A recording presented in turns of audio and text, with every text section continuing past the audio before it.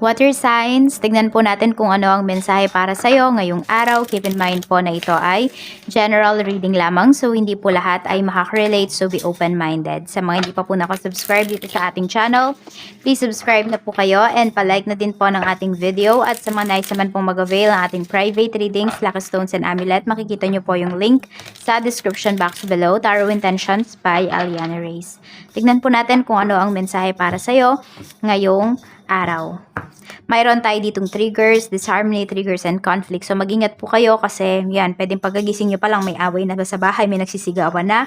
And also, kayo din po, pwedeng kayo mismo, water signs is ma-involve sa isang away, sa hindi, parang misunderstanding. Ayan po. So, pwedeng kayo yan ng person mo. Some of you naman, kung sino ba yung mga ka-deal ninyo ngayong araw na ito.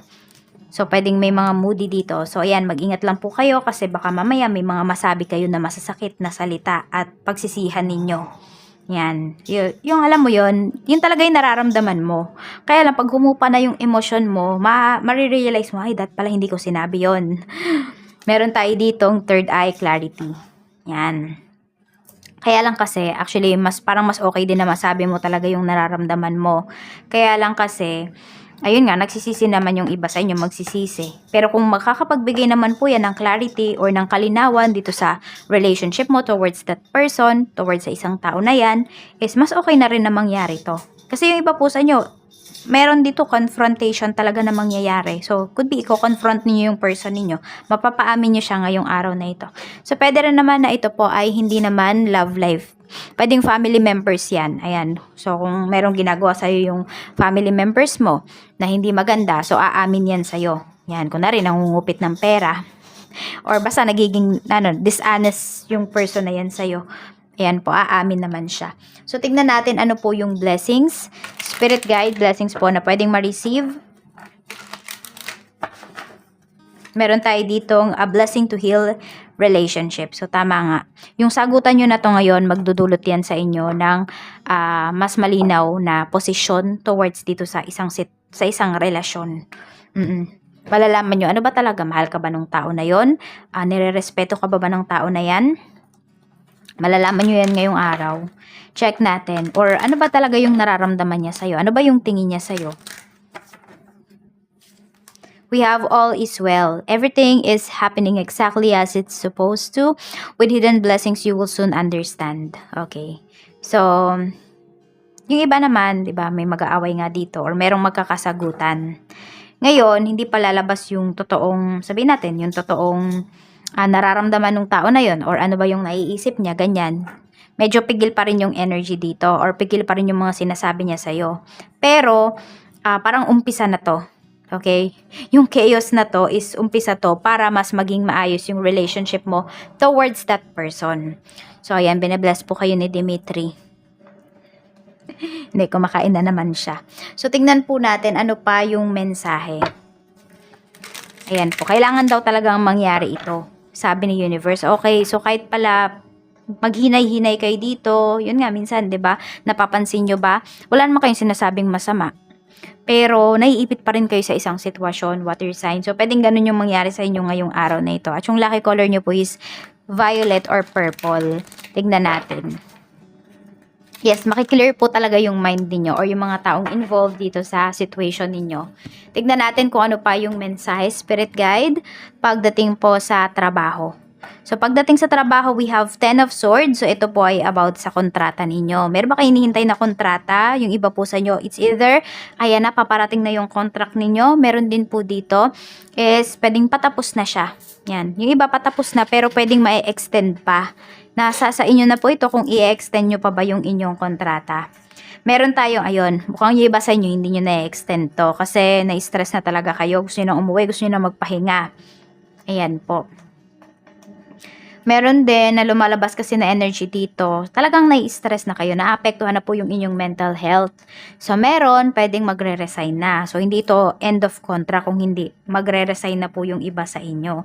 So, kung ito talaga yung makakapagbigay sa inyo ng peace of mind, ayan. So, ayan po. Pagdesisyonan nyo na talaga or i-push nyo na talaga. Tignan po natin pagdating naman sa negosyo. Two of Swords, tapos meron tayo ditong Ace of Swords. So, hindi niya na daw gumawa dito ng action, sabi ni Universe. Ayan pa, yung iba sa inyo may nakaaway yata kayo dito sa trabaho or merong naiinggit sa inyo, basta merong tao dito na hindi kayo palagay. Water signs. Ayan po. So, ito naman, pagdating ito sa inyong negosyo. So, may mga offers po dito, may mga good deals na darating ngayong araw. Pagdesisyonan nyo po kaagad. Ayan.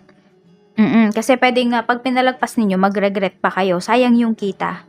Kung kaya nyo naman po talagang gawin, kaya nyo i-accept yung isang bagay na yon, minsan i-challenge nyo din yung sarili ninyo pagdating dito sa inyong business. Kasi mag-grow pa kayo, kaya lang kayo mismo yung humaharang dito sa pag-grow ninyo, sa paglago po ninyo. Water signs, ayan. Iba naman sa inyo, nakita ko dito, marami kayong ka-deal na air signs ngayong araw. Ayan po. So, kailangan dito talaga yung sa mga ka-deal mo, kailangan sumagot ka kaagad ng mabilis. Tingnan natin pagdating po sa kaperahan. Maganda naman yung pera mo dito because we have 9 of Pentacles and 7 of Pentacles.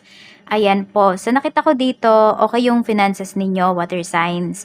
Tapos, meron pa kayong hinihintay dito. O kaya naman, feeling mo is, ito na, malapit mo nang ma-receive kung ano naman itong dapat mong ma-receive. So, konting paghihintay na lang po. Yan.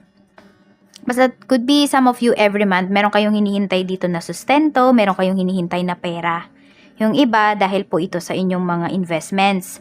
For some of you naman po, dahil ito sa, pwedeng may nagsusustento sa inyo, may nagbibigay talaga sa inyo. Yung iba, para naman po, or nakukuha nyo yung pera na to, yung hinihintay nyo na to, isa pension ninyo.